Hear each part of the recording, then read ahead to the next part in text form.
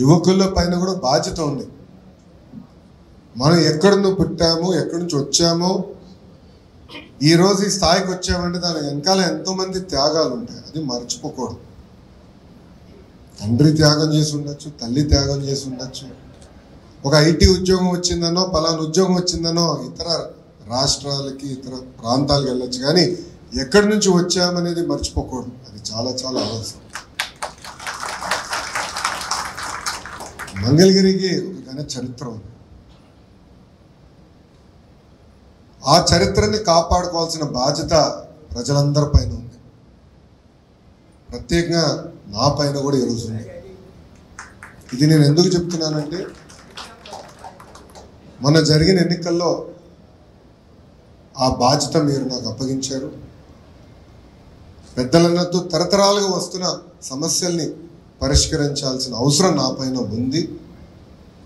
పెద్దలన్నట్టు రాజకీయాలు దూరంగా పెట్టి, అంటే పార్టీలు దూరంగా పెట్టి, కలిసికట్టుగా ఒక పక్కన నియోజకవర్గ అభివృద్ధి కానివ్వండి, గుడి అభివృద్ధి కానివ్వండి, కళ్యాణ మండప అభివృద్ధి కానివ్వండి, చేయాల్సిన బాధ్యత మనందరి పైన ఉంది.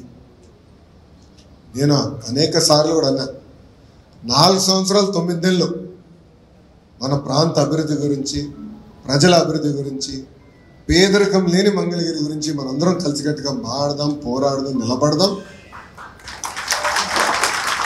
చివరి 3 నెలల మటుకు రాజకీయం చేద్దాం. అంటే ఎన్నికలు వస్తాయి కదా, 3 నెలల మటుకు మనకి యుద్ధమే కదా, అప్పుడు పోరాడదాం. కానీ 4 సంవత్సరాలు 9 నెలలు పక్కన పెట్టి హెరాస్మెంట్ కానీ, ఒక్క నిమిషం స్వామి, ఒక్క నిమిషం మాట్లాడి, నేను ఇంకా పూర్తి చేయాలి. నాదేం మీరు మాట్లాడు, నన్ను పూర్తి చేయని మీరు మాట్లాడు.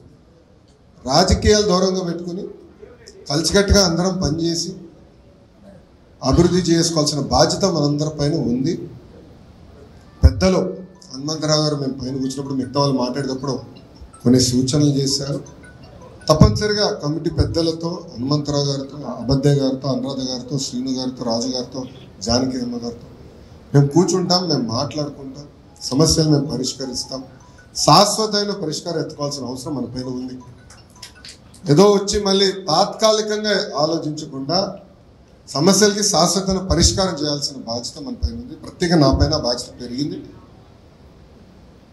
ఇది రాజకీయ వేదిక కాదు కనుక నేను ఇచ్చిన హామీల గురించి నేను మాట్లాడట్లేదు. ఇక్కడ పని ఆల్రెడీ ప్రారంభించాను, దానికి వచ్చే ఫలితాలు మీరు చూస్తారు.